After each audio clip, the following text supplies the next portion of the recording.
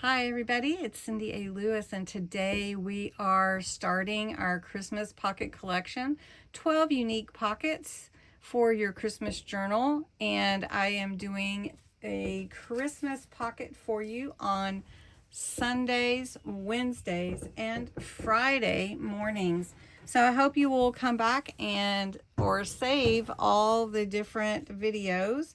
There is a Christmas in July playlist, so you can always bookmark that as well. So what I'm using for the placement of my vintage library card with a little extra is a page that I made with gluing down one embellishment and one simple Christmas thing. So we're just going to use this and carry that same look. So I already had a pocket for a vintage library card, and I have a card and it's kind of got smears and stuff on it, and that's okay. It has some stamps on here, and I have a piece of tea dyed paper. Now I'm going to go ahead and ink the edges of this one, add a little of the Bordeaux color that I put on the page. If you didn't see the one simple Christmas thing, I encourage you to go and check that out. Then we're going to use a few little stamps on the pocket of the library card, and I'm going to introduce you to some beeswax and put that actually on our card and on our tea dyed paper. So if you haven't used that before, that will be a fun new thing that we do, and maybe some stickers, and I've got a label to go on here as well. So let's get busy.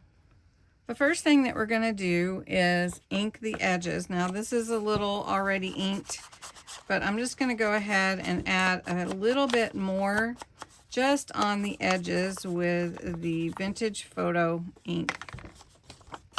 Then I'm going to come in with a little bit of, now this one's already inked, and this one is too. Then I'm going to come in with a little of the Bordeaux, which is a quick dry ink, but it still blends with the other colors. So we just want to make sure that this has some of the same coloring as the pages and everything for our Christmas journal. Okay, so that's good enough. Now for these two, I'm just going to add one little stamp down here, I think, and maybe we'll just put the little star. And I've got my rock block right here, and we're going to do it in black. This is waterproof dye ink, and I apologize for all the fireworks, and I hope they're not too terribly distracting for you, but there's not much I can do about it. Okay, so there's my star, and then I think I will put on my note paper here these beautiful ornaments. Now the note paper is going to be attached to the back of my library card, and it's going to be a space for notes or a memory or something. So we're just going to put that there. And then because everything is Holly Cottage for our Christmas, we're going to put holly somewhere. So we'll put that right here. Actually, probably should have put that lower, but that's okay. Just going to give it a little more ink, and we're going to put it here as well. And then we're going to take another image and put it on here with the bells. We're just doing a little embellishing for our Christmas theme. Put that down at the bottom. Okay, so there we go.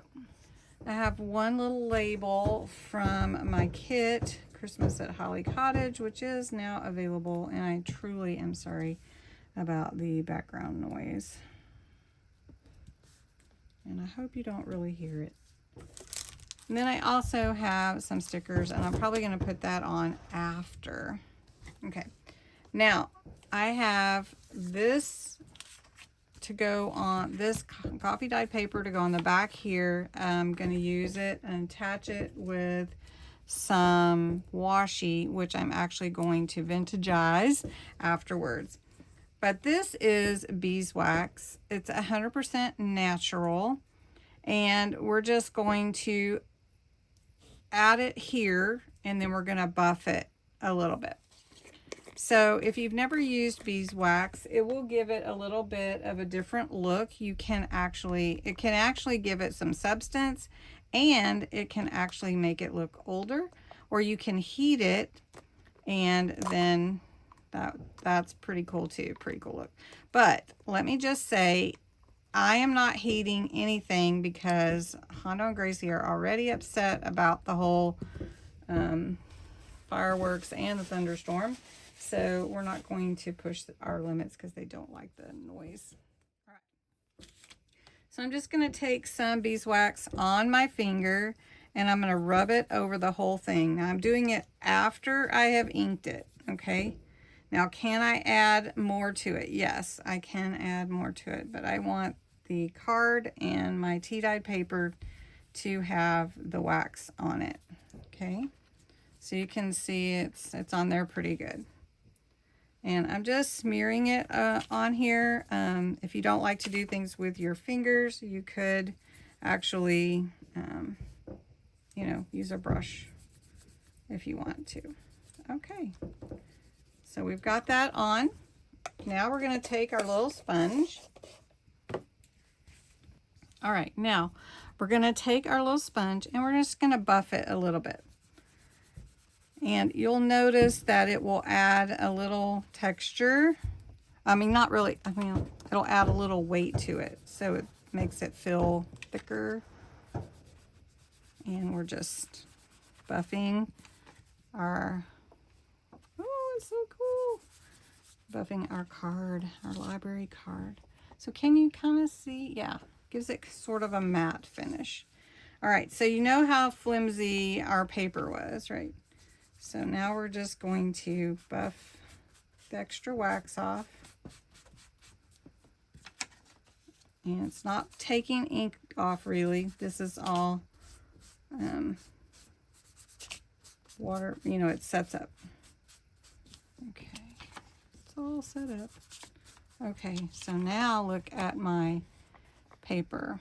Now this is the other side, and it kind of soaked through, if you can see. So let me show you one that is not got the coffee dye on it. I mean the wax on it. All right. So you can see the difference. This is the one without, and this is the one with the wax. Okay. Okay. And it makes it thick, like it's thick. Nice. Okay, so the other thing that I want to finish doing is I want to take this and I want to put it on the back of my card here so it can flip up. And I really don't want to cover up Holly, but I think unless I staple it, it's going to cover it up a little bit, which is why I said, oh, I wished I had enough. But that's okay. We could always stamp it also. Okay, and then we're going to come open it up this way, and we're going to put another strip here. This just reinforces it and helps it stay because you're going to flip that up, right? Okay, and there's the thunder, so we've got a little bit of everything going on around here.